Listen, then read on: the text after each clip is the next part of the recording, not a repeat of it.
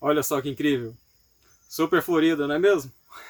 E outro dia eu postei lá no meu Instagram, o @rosadesertogoiás, algumas plantas como essa, esse rosa mais comum, essa planta com características mais selvagens, mais originais, e escrevi um texto sobre a rosa deserto original.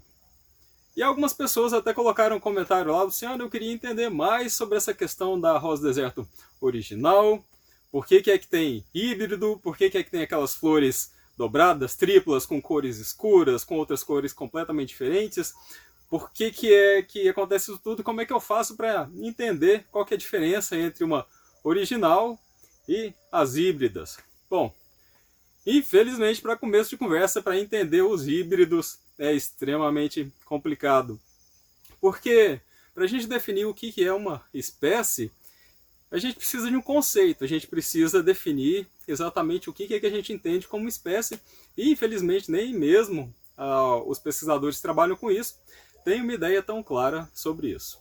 Bom, antigamente, lá quando eu fiz o segundo grau, hoje o pessoal chama de ensino médio, né? Tinha um conceito sobre o que é uma espécie que era bem mais claro. O que é uma espécie? Uma espécie é um grupo de indivíduos com características semelhantes que formam uma população e que esses indivíduos se reproduzem, dando origem a outros indivíduos férteis. Ponto final.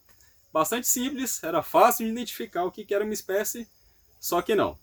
Porque quando a gente coloca o termo semelhante, começa a surgir um monte de problema porque o termo semelhante ele não é preciso.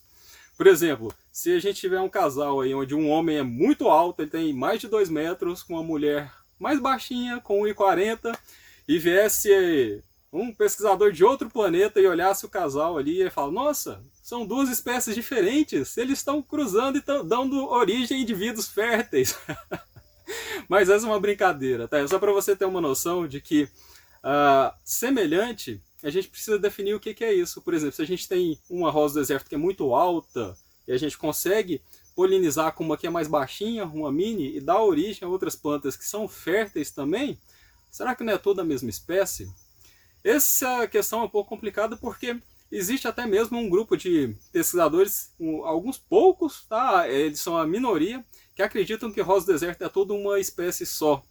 E tem um outro grupo que acredita que tem umas 30 espécies diferentes.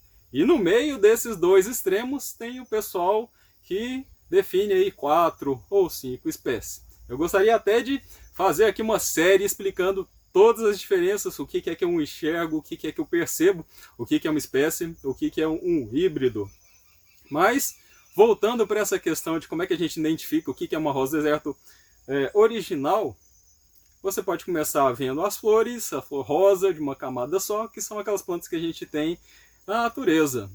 Só que quando o ser humano ele vai lá na África, vai lá no sul da África e pega algumas plantas, depois ele vai lá no norte da África, pega outras plantas e começa a cruzar, nascem outras rosas do deserto de flor rosa também.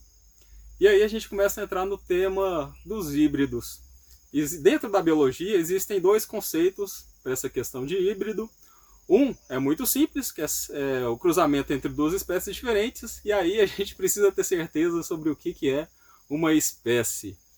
E o outro conceito, ele é mais agronômico, que híbrido é sempre que a gente cruza duas genéticas diferentes, principalmente quando são linhagens puras, porque isso tem consequências extremamente fortes no melhoramento genético, na produção de grãos, na produção de alimentos. Os híbridos, eles deram um salto de produtividade nos últimos anos, aí, nos últimos 30, 40 anos. Principalmente para várias culturas, como milho, por exemplo, e várias outras. E para rosa do deserto, provavelmente isso vai acontecer também, à medida que a gente tiver linhagens puras e conseguir fazer os híbridos mais eficientes. Mas isso é uma jornada que exige um planejamento um pouco mais complicado. Então, entendeu esses dois conceitos de híbrido? Cruzamento de duas espécies e o cruzamento de duas genéticas diferentes. E é por isso que começa a virar uma bagunça com relação a isso. Porque uma pessoa entende de uma forma, aí ela te fala, eu tenho um híbrido. A outra entende de uma outra forma, fala que tem também um híbrido. E aí começa a confusão. Desculpa se eu estou te deixando ainda mais confuso com relação a isso, porque a ideia é esclarecer. E para esclarecer, você precisa ter na sua cabeça, claro, o que significa uma espécie para você, o que significa um híbrido, e entender que a genética da rosa do deserto ela é bem diversificada. A África é um continente muito grande e tem realmente muitas populações de rosa do deserto por lá. E que até hoje elas são exploradas. Até hoje tem pessoas que vão lá na natureza, coletam um indivíduo na natureza e leva para um outro país, leva para um viveiro para poder multiplicar.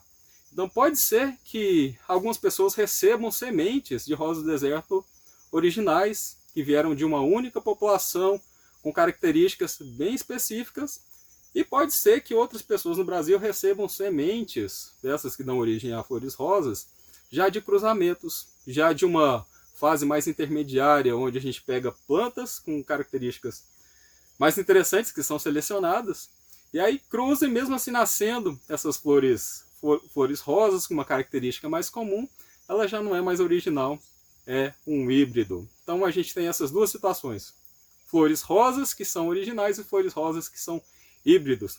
Existe uma série de outras características que a gente pode observar para poder definir o que é uma rosa do deserto original ou selvagem, ou até um híbrido que é mais produtivo, mais florífero, igual esse aqui.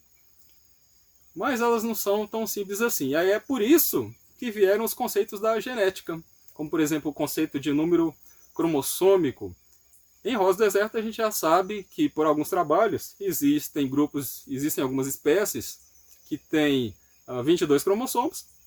Existe um outro grupo de espécies que tem 44. E a hora que a gente cruza os dois, o que será que acontece, hein? Será que sai o número 34? Saem outros números? Alguns cromossomos se perdem pelo caminho? Pode acontecer de tudo.